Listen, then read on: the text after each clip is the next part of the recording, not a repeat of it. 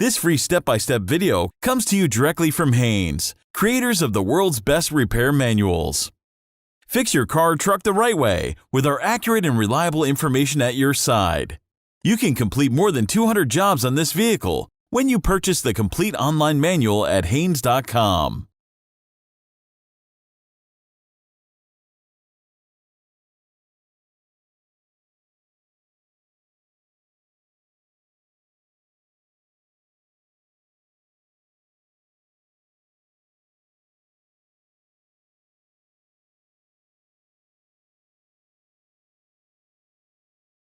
Pull the hood release lever, located on the driver's side kick panel. Lift the hood safety latch and raise the hood upwards, then support it with the prop rod. Drain about 1 gallon of coolant from the radiator, or until the coolant level is below the thermostat housing. Move a large container under the radiator to catch the coolant as it is drained. Drain the radiator by opening the drain plug, which is located at the lower left front corner. Disconnect the radiator hose from the thermostat cover. Remove the thermostat housing cover bolts. Then lift off the cover. Note how it's installed, then remove the thermostat. Remove all traces of old gasket material from the matting surfaces. Make sure no gasket material falls into the coolant passage. Be careful not to gouge or damage the gasket surfaces, because a leak could develop after assembly.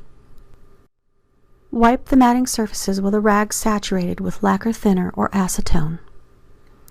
Most models will not have a traditional gasket, but rather a rubber ring around the thermostat. Make sure the thermostat being installed is fitted with a new rubber sealing ring. Install the thermostat and cover to the engine. Make sure the correct end of the thermostat faces out. The spring is directed towards the engine. Install the cover mounting bolts, then tighten them to the specified torque setting.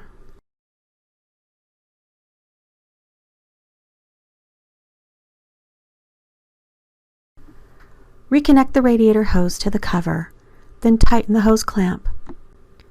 Now would be a good time to check and replace any hoses and clamps that are at fault.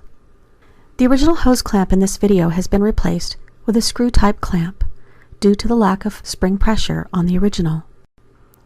Be careful not to over-tighten screw-type clamps. Slowly fill the expansion tank with the recommended mixture of antifreeze and water. Continue filling the expansion tank until it reaches full cold mark.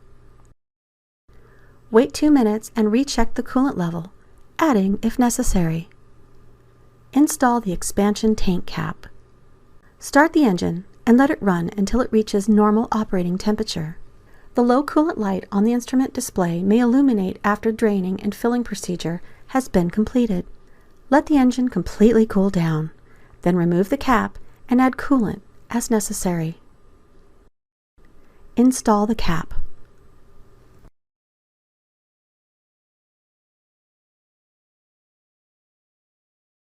The coolant level should be a little above the full hot mark on the expansion tank when the engine has warmed up.